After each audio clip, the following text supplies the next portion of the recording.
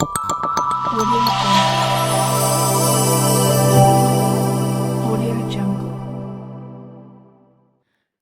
Kothagudem area జీకేఓసీలోని eco park ప్రారంభోత్సవం కార్యక్రమంలో chairman and managing director N Balaram పాల్గొని ప్రారంభించారు. ఈ సందర్భంగా ఆయన మాట్లాడుతూ butterfly park, honey bee, bird flu, Buddha fountains వచ్చేవారికి ఆహ్లాదాన్ని కలిగిస్తాయని, సింగరేణి సంస్థ హరితహార కార్యక్రమం ద్వారా అనేక మొక్కల్ని నాటడం జరుగుతుందని, తద్వారా వాతావరణం కాలుష్యాన్ని, వాతావరణ సమతుల్యాన్ని తోడ్పడతాయని తెలియజేశారు. ప్రతి ఉద్యోగి తమ వ్యక్తిగత కర్తవ్యంగా తప్పక మొక్కల్ని నాటాలని, నాటిన మొక్కల్ని కావాల్సిన పరిరక్షణ చర్యలు తీసుకోవాలని అన్నారు.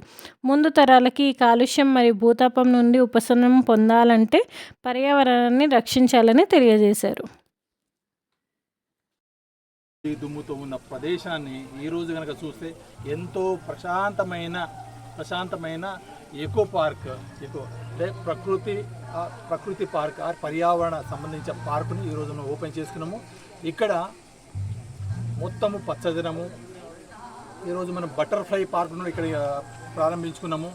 బటర్ఫ్లైస్ కావాల్సిన ఏవైతే వృక్షాలు ఉన్నాయో అవన్నీ కూడా మనం ఇక్కడ పెట్టడం జరిగింది. వివిధ రకాల వృక్షాలు పెట్టడం జరిగింది. అలాగే హనీ బీవీస్ కూడా మన ప్రకృతిలో చాలా ఇంపార్టెంట్ స్థానం ఉంది.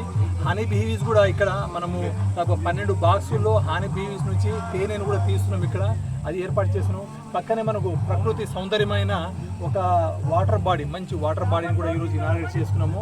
దాదాపు ఈ ఎకో సిస్టంలో దీన్ని నెక్స్ట్ టూరిజం డిపార్ట్మెంట్ వాళ్ళతో సంప్రదించి వాళ్ళని కూడా ఒకసారి రప్పించేసేసి వాళ్ళని కూడా ఒక టూరిజం సర్క్యూట్లో భాగంగా మనం Gautami Khani OC eco tourism పార్క్ని దానిలో భాగంగా చేయాలని చేస్తాం. డెఫినెట్లీ ఇక్కడ మనం ఆఫీసర్ అందరూ మనకి జిఎం గారు ఎస్టేట్స్ ఇవన్నీ అండ్ ఇవన్నీ కూడా మనం 70-80-90 మీటర్ల ఎత్తున మొత్తము మట్టి దిబ్బలు ఉండేవి. మట్టి దిబ్బలు ఈరోజు చూస్తే మొత్తం ప్రకృతి ఎంత ఏపుగా పెరిగిన అన్ని చెట్లు, వృక్షాలు అన్నీ ఉన్నాయి. బంబూటీస్ ఉన్నాయి, బటర్ఫ్లైస్ ఉన్నాయి, అనేక డీర్స్, జింకలు అవన్నీ కూడా ఉన్నాయి. సాయంత్రం పూట వస్తే అనేక రకాల పక్షులు కూడా ఇక్కడ వస్తున్నాయి. సో ఒక ప్రకృతి ఆవరణ వ్యవస్థను ఇక్కడ మనం సృష్టించగలిగాము.